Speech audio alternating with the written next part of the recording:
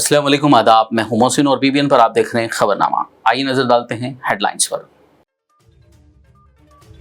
Hyderabad HICC में bio Asia summit के 22वें addition का इफ्तिताह। 11 फार्मा कंपनियां ग्रीन फार्मा सिटी में करेंगी 5,445 करोड़ रुपए की सरमायाकारी।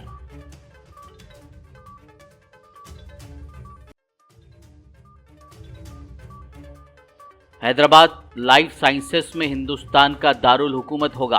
बायो एशिया समिट के आगाज पर सीएम रेवंत रेड्डी का खिताब। कहा, तेलंगाना जल्दी ही पहली लाइफ साइंस पॉलिसी करेगा ऐलान।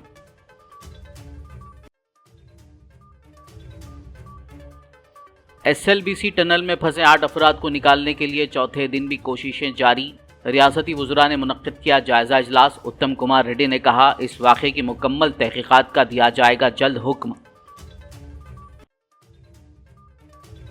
सालार मिलत एजुकेशनल ट्रस्ट के मुख्तलिफ कैंपस में नेशनल साइंस डे का इनेकाद। ट्रस्ट के बानियों चेयरमैन अकबरुद्दीन ओवैसी ने किया इफ्तिताह। ओवैसी स्कूल ऑफ एक्सीलेंस के तुलबा ने पेश किया अपनी साइंसी सलाहियतों का मुजाहिरा। स्टेशन घनपुर से कांग्रेस के सीनियर कायदीन की BRS में शमूलियत। KTR ने कहा, कांग्रेस कायदीन का हुक्मरान पार्टी छोड़कर BRS में शामिल होना रेवंत हुकूमत के जवाल की अलामत। रच्चोगुंडा पुलिस ने बच्चों की स्मगलिंग के बैन रियासती रैकेट का किया पर्दाफाश। 11 अफराद गिरफ्तार, 4 नौज़ायदा बच्चों को बचा लिया गया।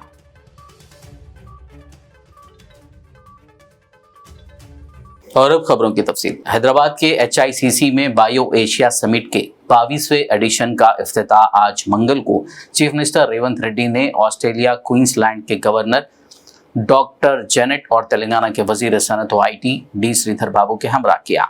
2 रोज़ा एशिया की सबसे बड़ी लाइफ साइंसेस और हेल्थ केयर कॉन्फ्रेंस में सेहत की देखभाल में AI, हिंदुस्तानी CRDMO सेक्टर और जिंदगी के उलूम को तश्कील देने वाली इख्तिरात पर पैनल मोबाइल्स के अलावा दीगर प्रोग्राम मुनक्किद किए जाएंगे।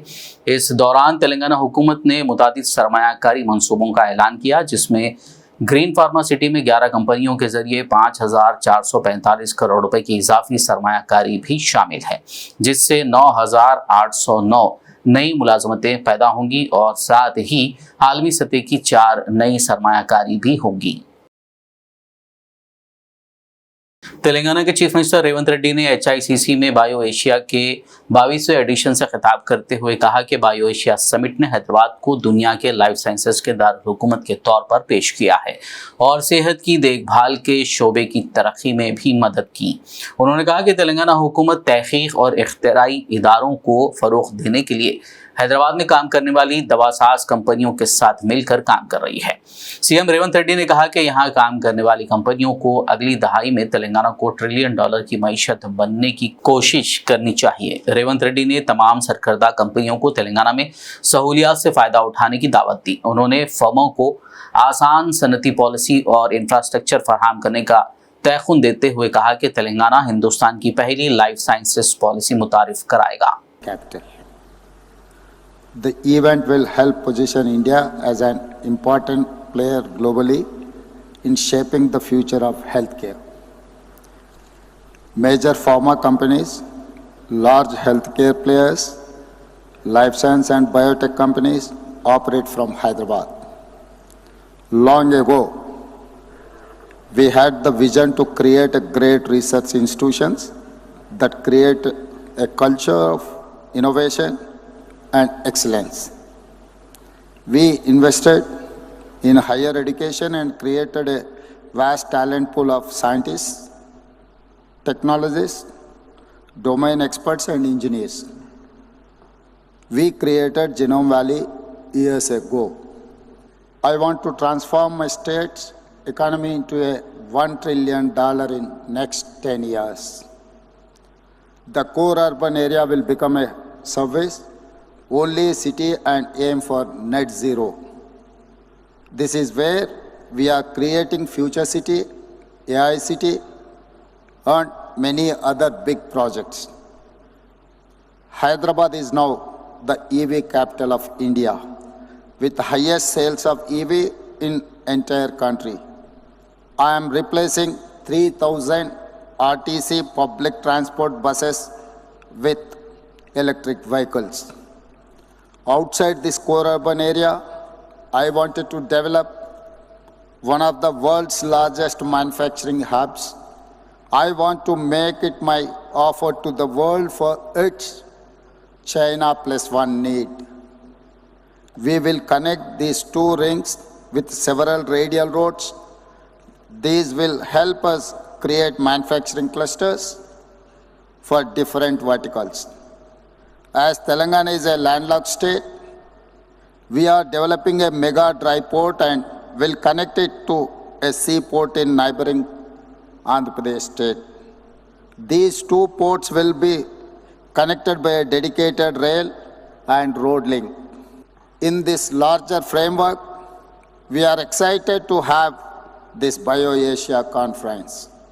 I want to express my Telangana के चीफ मिनिस्टर रेवंत रेड्डी ने वजीर IT और सनत डी श्रीधर बाबू के हमरा मंगल के रोज हैदराबाद के HICC में ऑस्ट्रेलिया क्वींसलैंड के नुमाइंदों से मुलाकात की। वजीर आला रेवंत रेड्डी और क्वींसलैंड के मंदुबीन ने मुलाकात के दौरान सनत, स्पोर्ट्स यूनिवर्सिटी, तिजारत और दीगर शोबों में सरमायाकारी के इम्कानात और MOUs पर तबादला ख्याल किया। क्वींसलैंड के नुमाइंदों ने तेलंगाना में सरमायाकारी के मुआयदे करने का मुस्बित जवाब दिया। क्वींसलैंड की गवर्नर डॉक्टर जेनेट और वजीर रॉस बेट्स व दीगर इस मौके पर मौजूद थे। जिला नागर कर्नूल के श्रीसेलम लेफ्ट बैंक कैनाल में फंसे 8 अफराद को निकालने के लिए कोशिशें जारी हैं। आज चौथे दिन भी उन तक रसाई हासिल नहीं हो सकी। तेलंगाना के deputy chief minister Bhatti Vikramarka, वजीर आपाशी Uttam Kumar Reddy, road and buildings minister Komat Reddy Venkat Reddy, excise minister Jupally Krishna Rao SLBC tunnel हादसे की इमदादी सरगर्मियों पर कड़ी नजर रखे हुए हैं। इमदादी सरगर्मियों में मुलव्विस रेस्क्यू टीमों और रैट माइनर्स और दीगर सीनियर अफसरान के साथ रियासती वज़रा ने आला सतही इजलास मुनक्किद किया। इस मौके पर वजीर उत्तम कुमार रेड्डी ने कहा कि हादसे में फंसे अफराद को बाहिफाजत निकालने की तमाम कोशिशें जारी हैं। उन्होंने कहा कि इस वाक़े की मुकम्मल तहक़ीक़ात का जल्दी ही हुक्म दिया जाएगा।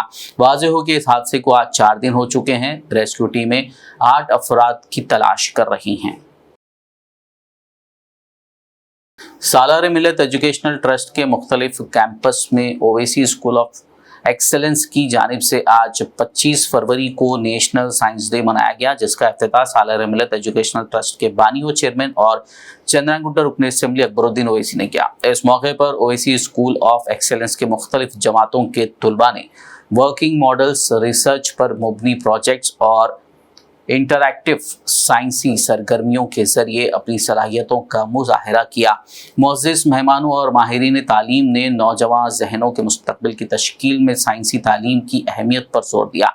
वहीं सालार मिलत एजुकेशनल ट्रस्ट की इंतज़ामिया ने मियारी तालीम फराहम करने और तुलबा में फ़िक्री नशोनुमा को फ़रोग़ देने के अज़्म का इआदा किया।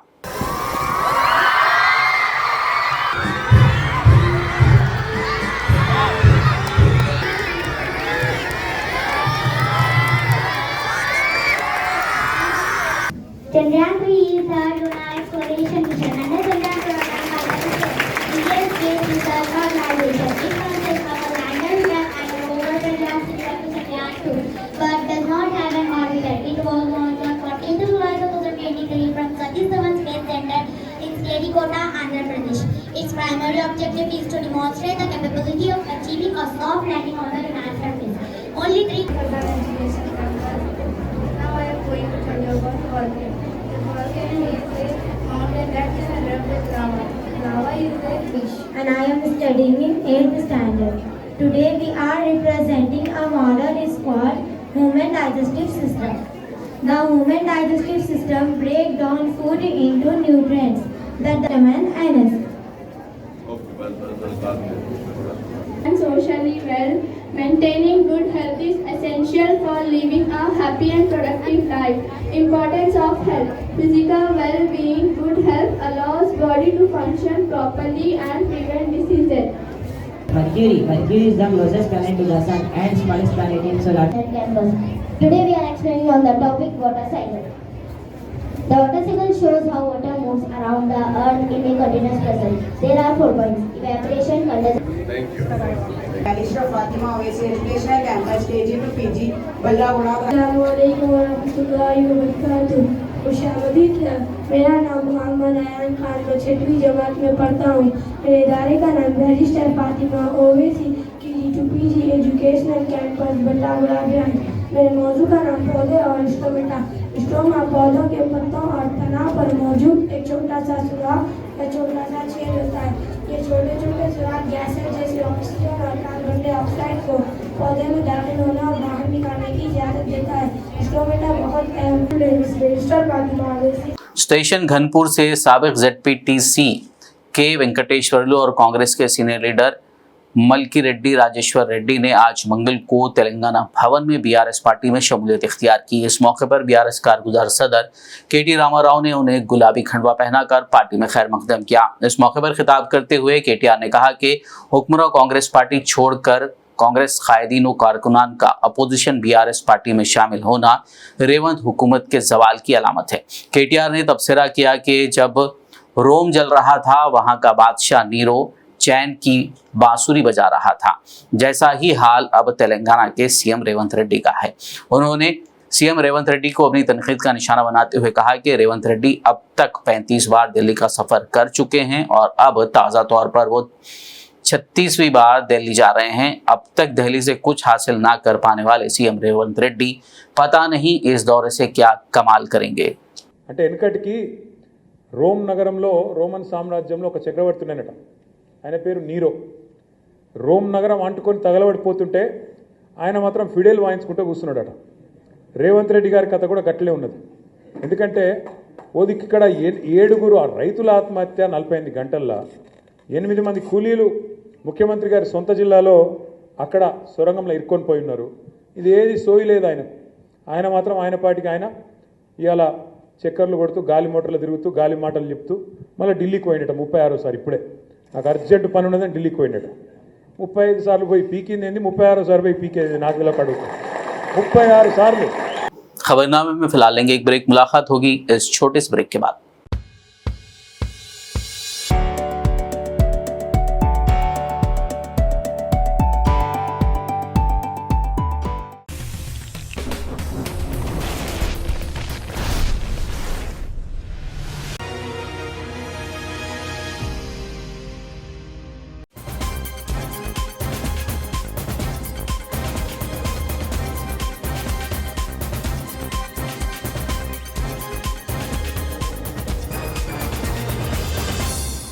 ब्रेक के बाद खबरनामे में आपका दोबारा खैर मकदम है। आगे बढ़ते हैं मजीद खबरों की जानिब। BRS कारगुजार सदर KT रामाराव ने तेलंगाना भवन में बात करते हुए कहा कि जब कालेश्वरम का एक सुतून गिरा था तो दानिश्वरों और मीडिया सब ने चीख कर कहा था कि कालेश्वरम गिर गया, जिससे 1 लाख करोड़ का नुकसान हुआ। लेकिन जब सुंकीसाला की रिटेनिंग वॉल गिरी, खम्मम में पेद्दावागु पुल गिरा और अब SLBC टनल की छत गिरी तो दानिश्वर और मीडिया पता नहीं क्यों खामोश है। इतने बड़े हादसे पर बीजेपी भी कोई हंगामा नहीं कर रही और कांग्रेस भी खामोशी है। KTR ने इल्जाम लगाते हुए कहा कि बीजेपी कांग्रेस के लिए श्री रामा रक्षा है, वो उसकी हिफाजत कर रही है। గిదే పర్రె చూసినా మొత్తం పోయింది। 1,00,000 కోట్లు లెక్కలు పోయినాయి, పర్లకెళ్ళి తొరలకెళ్ళి కిందికి వీక్నాయి మొత్తం జనాన్ని ఆగం చేసి కాళేశ్వరం అంటేనే అవినీతి ఇది అది డామ్ డూమ్ అని చెప్పి మొత్తానికి ఓట్లు దొబ్బినావు జనాలను। నువ్వు తర్వాత ఇంకా మల్లన్న పుల్లన్న ఇక ఉన్నారు కదా యూట్యూబ్లో, అందరు కలిసి మొత్తం కేసీఆర్ తిట్టుడే పనిగా పెట్టుకొని జనాలను నెత్తులు పాడు చేసి రైతుల నెత్తులు కూడా ఖరాబ్ చేసి మొత్తానికి ఏదో జరగందేదో జరిగినట్టు చూపెట్టి ఆయనతో ఓట్లు కొట్టుకున్నారు। మరి నేను అడుగుతున్నా ఈరోజు ఇదే మేధావులను ఈ రాష్ట్రంలో ఉండే మీడియాను కూడా నేను అడుగుతా ఉన్నాను। కాళేశ్వరంలో ఒక్క బ్యారేజీలో ఒక్క పర్రె పడితే దానికి ఇంత లొలిపెట్టిరు మీరు। మరి అలా సుంకిశాల కూలిపోతే అక్కడ రిటైనింగ్ వాల్ కూలిపోతే ఎవ్వరు మాట్లాడరు, బీజేపీ వాడు మాట్లాడాడు, కాంగ్రెస్ వాడు కుయ్యనడు। SLBCలో 2.5 కిలోమీటర్ల టనెల్ కూలిపోతే ఎవరు మాట్లాడరు। మీ కాడ ఏం ప్రాజెక్ట్ అది? పెద్దవాగు ఖమ్మం దగ్గర కొట్టుకపోతే ఆ బ్రిడ్జ్ కొట్టుకపోతే ఎవడు NDSA మాట్లాడాడు, ఎవడు NDA మాట్లాడాడు। చూడండి ఇలా రేవంత్ రెడ్డికి రక్షణ కవచంలాగా ఉన్నది ఎవరో కాదు బీజేపీ।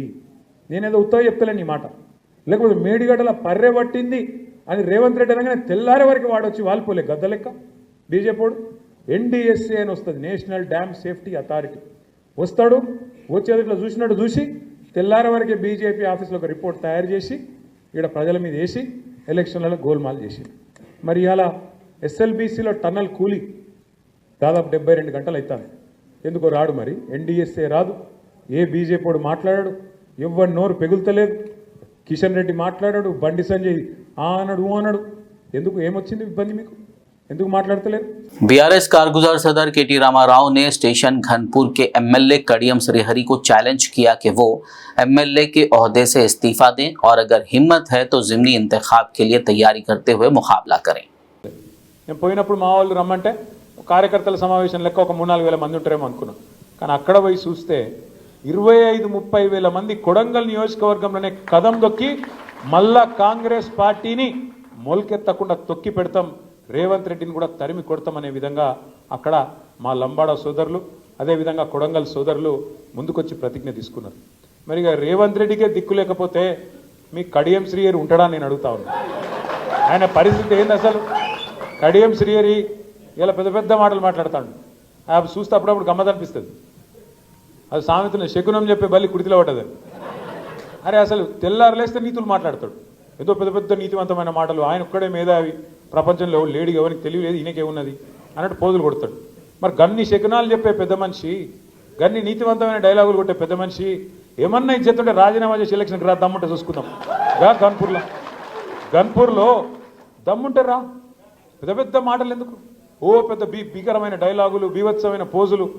గాళ్ళ గెలుసుడు కాదు కదా. నిజంగానే నీ రేవంత్ రెడ్డికి, నువ్వు చేరిన కాంగ్రెస్ పార్టీకి ఏమన్నా దమ్ముంది, ప్రజల ఆదరణ ఉంది అనుకుంటే రాజీనామా పెట్టు, రా. ఒక్క కడియం శ్రీహరే కాదు, 10 మంది వాళ్ళు ఏమనుకుంటారో నాకు తెలియదు కానీ తప్పించుకోజాలరు. సుప్రీంకోర్టులో కొట్లాడుతున్నాం, తప్పకుండా న్యాయం జరుగుతుంది. 10 ఎలక్షన్లు కూడా ఉప ఎన్నికలు వస్తాయి, బరాబర్ గిరిగీసి కొట్లాడాలి, వీళ్ళ సంగతి ఏందో చూపెట్టాలి. దయచేసి నేను మిమ్మల్ని కోరేది ఒకటే, ప్రజలకు కూడా ఇప్పుడిప్పుడే అర్థమవుతున్నది, మోసపోయినామని అర్థమైంది. మనకు ఓటైన వాళ్ళు కూడా ఇప్పుడు బాధపడతాను. ఇక బయటికి చెప్పుకోలేరు ఇమ్మీడియట్గా, కానీ కొద్దిగా టైం పడుతుంది, కానీ బాధపడతాను. కానీ ఇది మంచిదే, మనకు ఇది ఖచ్చితంగా మన మంచికే, ఎందుకంటే ప్రజలకు కూడా తెలిసి రావాలి. मौसम गर्मा के आगाज से कबल ही शहर हैदराबाद पानी के बहरान से दो चार है. बीआरएस लीडर हरीश राव ने यह इंकशाफ करते हुए इसके लिए कांग्रेस हुकूमत को जिम्मेदार ठहराया. उन्होंने याद दिलाया कि साबिक चीफ मिनिस्टर के चंद्रशेखर राव के दौरे हुकूमत में हैदराबाद ने कभी पीने के पानी का बहरान नहीं देखा. उन्होंने कहा कि मौसम गर्मा से कबल ही शहरियों को पानी खरीदना पड़ रहा है. उन्होंने मजीद कहा कि माजी में भी कांग्रेस ने अपने दौरे हुकूमत में हमेशा पानी का बहरान पैदा किया और अब फिर एक बार उसको साबित किया जा रहा है. हरीश राव ने सरकारी रिपोर्ट्स का हवाला देते हुए बताया कि तेलंगाना के ज़ेर ज़मीन पानी के ज़खायर में हैरत अंगेज तौर पर कमी वाक़ हुई है. उन्होंने कहा कि 15% इजाफी बारिश होने के बावजूद हैदराबाद की ज़ेर ज़मीन पानी की सतह कम हो गई है. उन्होंने कांग्रेस हुकूमत पर अहम आबी प्रोजेक्ट्स को नज़रअंदाज करने का इल्ज़ाम लगाया. हरीश राव ने कहा कि हैदराबाद पानी के बहरान की तरफ बढ़ रहा है और कांग्रेस अपनी जिम्मेदारी से भाग रही है. अगर हुक्मरानी के बारे में कांग्रेस का यही ख्याल है तो तेलंगाना शदीद मुश्किलात में है. TPCC media committee chairman Ram Mohan Reddy ने गांधी भवन में प्रेस कॉन्फ्रेंस से खिताब करते हुए फोन टैपिंग मामले पर बात की और बीआरएस बीजेपी को अपनी तनकीद का निशाना बनाया. इस मौके पर उन्होंने कहा कि फोन टैपिंग का मसले ने तेलंगाना समाज में बीजेपी और बीआरएस के गैर कानूनी ताल्लुकात का पर्दाफाश कर दिया है. బీజేపీ బీఆర్ఎస్ యొక్క అక్రమ సంబంధాన్ని తెలంగాణ సమాజంలో నడి బజార్లో నగ్నంగా నిలబెట్టేటటువంటి విషయం అనేటటువంటిది మళ్ళొకసారి కూడా మీకు ఇందాక అర్థం కాలేవేమో, నిన్న మేము మళ్ళొకసారి కూడా చెప్తాం బండి సంజయ్ గారు. ఎందుకోసం అంటున్నామంటే ఫోన్ ట్యాపింగ్ వ్యవహారంలో మరి A1 ప్రభాకర్ రావు, తర్వాత A6 శ్రవణ్ రావు, వీళ్ళిద్దరు కూడా దేశాన్ని వదిలిపెట్టి పారిపోయినటువంటి సంగతి మనందరికీ తెలిసిందే. అయితే ఈ యొక్క కేసు ముందుకు పోవాలి అని అంటే వాళ్ళని అక్కడి నుంచి ఇక్కడికి తీసుకొని రావాల్సినటువంటి బాధ్యత ఉంటుంది. ఎందుకంటే వాళ్ళిద్దరి మీద కూడా నాన్ బెయిలబుల్ వారెంట్లు ఇష్యూ అయినాయి కాబట్టి.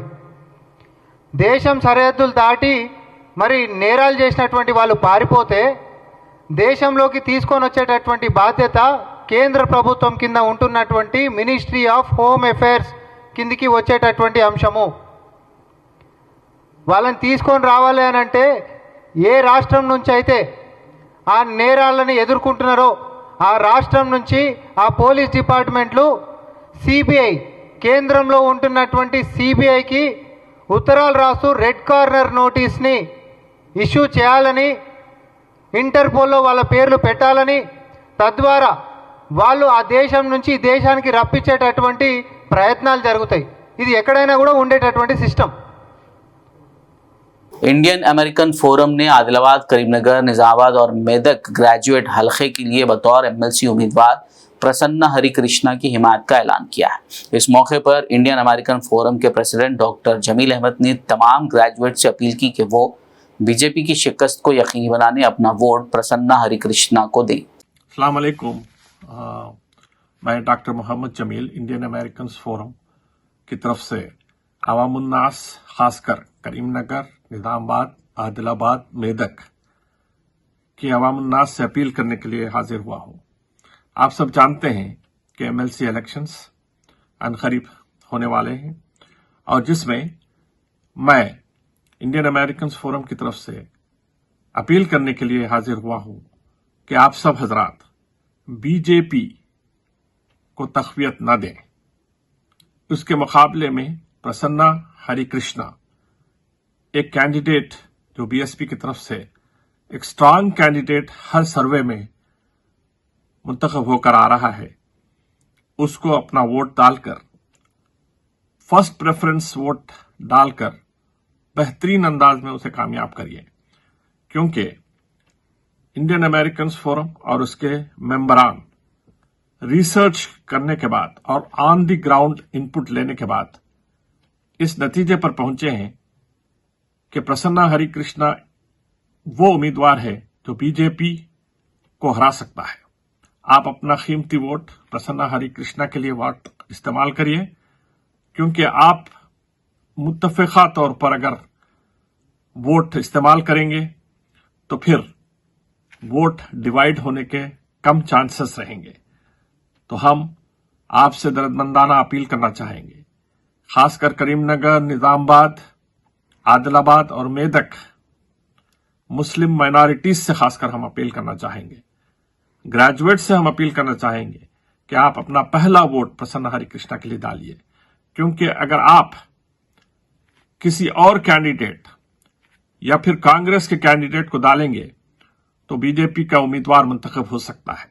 तो इसीलिए काफी गौर और फिक्र के बाद और प्रोफेसर्स, लेक्चरर्स और ग्रेजुएट्स से मुख्तलिफ surveys Indian American forum on the ground करवाई है और उनके इनपुट की बुनियाद पर हम ये चाहते हैं कि किसी न किसी तरह बीजेपी को शिकस्त मिले और प्रसन्ना हरिकुमार जो एक काबिल कैंडिडेट है, जो एक्स रिटायर्ड प्रोफेसर है, जो उर्दू मीडियम और अक़लियती स्कूल्स के बारे में एक राय रखता है और अनएम्प्लॉयड यूथ्स के बारे में एक राय रखता है और तेलंगाना का एक्टिविस्ट है, तो उसको अपना कीमती वोट डालकर कामयाब करे और उसको काउंसिल में भिजाए। अस्सलाम वालेकुम।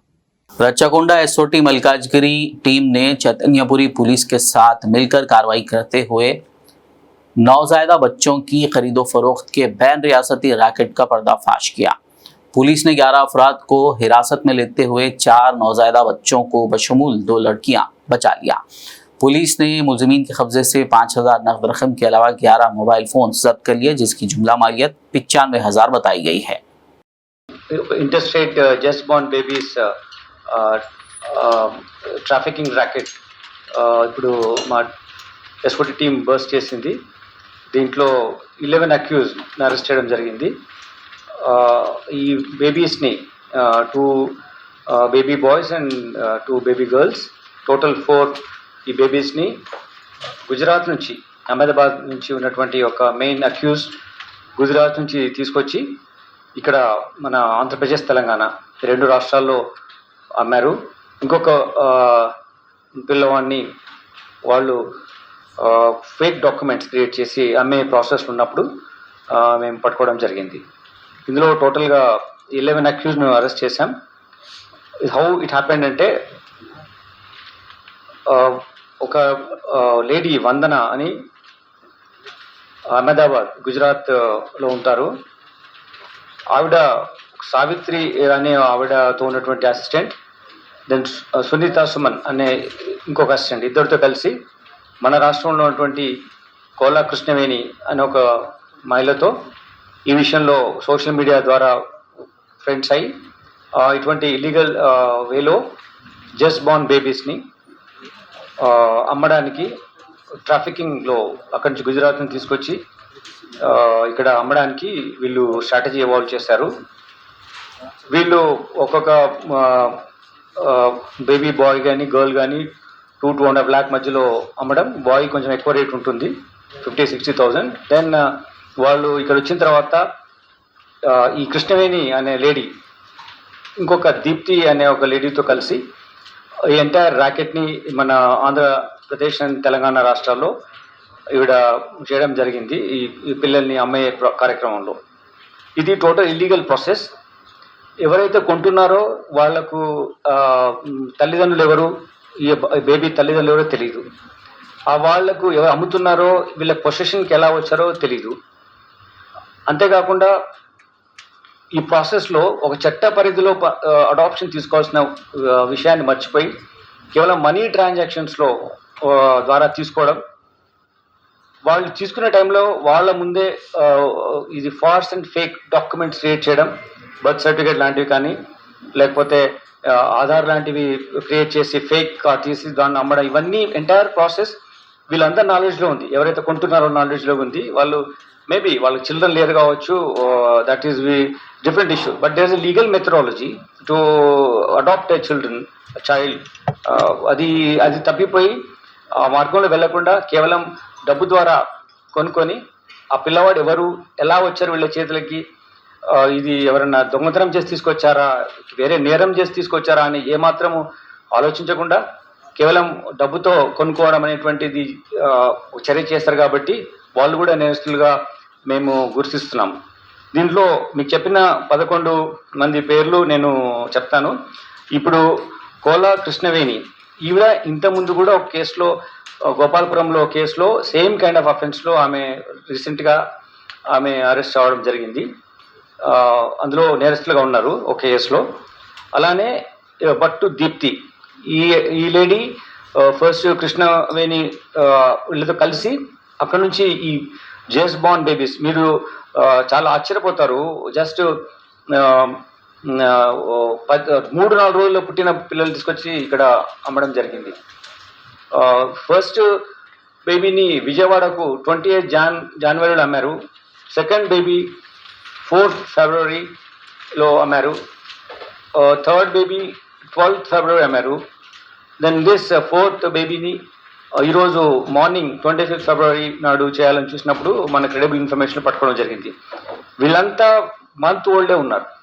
28th ఫిబ్రవరి 28th जनवरी नाడు వచ్చిన బేబీ వీళ్ళంతా కూడా सदाशिवपेट में वाक़ मस्जिद जुबली की नई कमेटी और सदाशिवपेट जमीयत उलमा की जानिब से मस्जिद जुबली के तामीर नौ के कामों का आगाज़ किया गया। इस मौके पर सदर अब्दुर्रहमान, नायब सदर मोहम्मद ख्वाजा मोइनुद्दीन, जनरल सेक्रेटरी मोहम्मद शुजाउद्दीन और सदाशिवपेट जमीयत उलमा के जिम्मेदारान व दीगर मौजूद थे।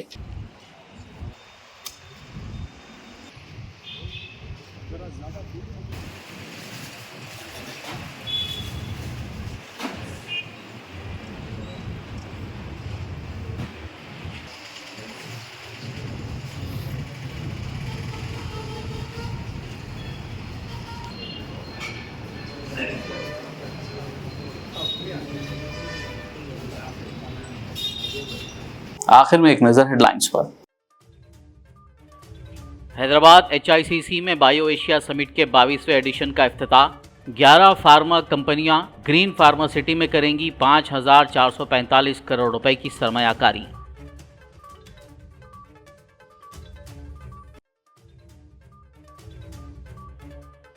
हैदराबाद लाइफ साइंसेस में हिंदुस्तान का दारुल हुकूमत होगा। बायो एशिया समिट के आगाज पर सीएम रेवंत रेड्डी का खिताब।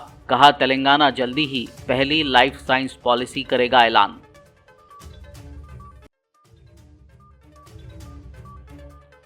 SLBC टनल में फंसे 8 अफराद को निकालने के लिए चौथे दिन भी कोशिशें जारी। रियासती वज़रा ने मुनक्किद किया जायजा इजलास। उत्तम कुमार रेड्डी ने कहा इस वाक़े की मुकम्मल तहकीकात का दिया जाएगा जल्द हुक्म। सालार मिलत एजुकेशनल ट्रस्ट के मुख्तलिफ कैंपस में नेशनल साइंस डे का इनेकाद। ट्रस्ट के बानियों चेयरमैन अकबरुद्दीन ओवैसी ने किया इफ्तिताह। ओवैसी स्कूल ऑफ एक्सीलेंस के तुलबा ने पेश किया अपनी साइंसी सलाहियतों का मुजाहरा। स्टेशन घनपुर से कांग्रेस के सीनियर कायदीन की BRS में शमूलियत। KTR ने कहा कांग्रेस कायदीन का हुक्मरान पार्टी छोड़कर BRS में शामिल होना रेवंत हुकूमत के जवाल की अलामत। रच्चोगुंडा पुलिस ने बच्चों की स्मगलिंग के बैन रियासती रैकेट का किया पर्दाफाश। 11 अफराद गिरफ्तार, 4 नौज़ायदा बच्चों को बचा लिया गया।